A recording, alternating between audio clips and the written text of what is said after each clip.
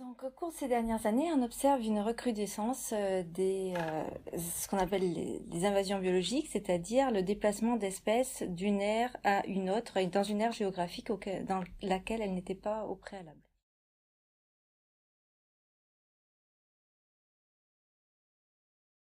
Donc, ces espèces envahissantes peuvent avoir des impacts négatifs, notamment en termes de biodiversité, également en termes de nuisances, que ce soit au niveau santé humaine ou agronomique.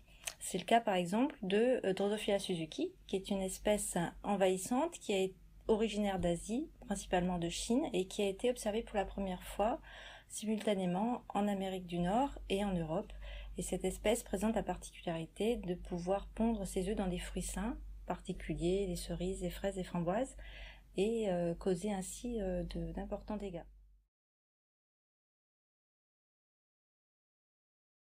Alors ce projet a pour but en fait d'étudier les mécanismes moléculaires sous-jacents à la réponse au stress vis-à-vis des espèces invasives, en particulier chez Drosophila suzuki.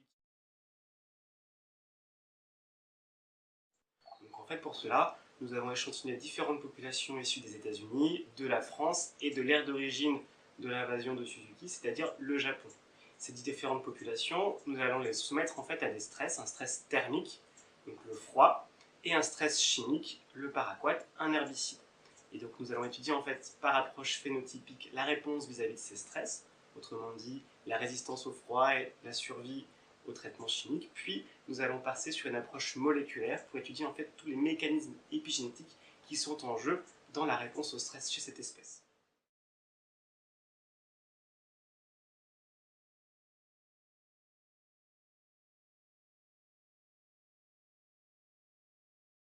En fait, on va s'intéresser dans ce projet aux mécanismes épigénétiques qui peuvent être derrière des réponses au stress. Et donc en particulier, on entend par là toute modification de l'expression des génomes qui est liée à des marques épigénétiques telles que la méthylation de l'ADN, les modifications des histones ou encore l'interférence ARN. Donc, puisque chez la drosophile, on n'a pas de méthylation de l'ADN, on va ici s'intéresser plutôt aux changements de la chromatine, donc aux changements qui sont liés à des changements d'histone, les modifications de l'histone. Alors, je participe à ce projet sur les aspects moléculaires, précisément pour collecter des données via des techniques de biologie moléculaire.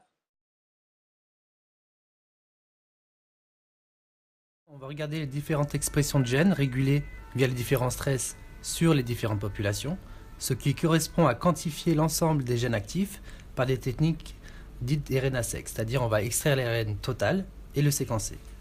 Dans un deuxième temps, on va regarder l'épigénome, c'est-à-dire identifier sur l'ensemble de l'ADN quelles régions vont être par exemple très compactées, donc inaccessibles, réprimées, ou inversement quelles régions ou quel gène va être accessible. Là, on va utiliser une technique appelée cross-link-ship. Donc cette technique consiste à lier l'ADN à la chromatine, puis découper l'ADN lié par sonication, et ensuite séparer les marques épigénétiques par immunoprécipitation.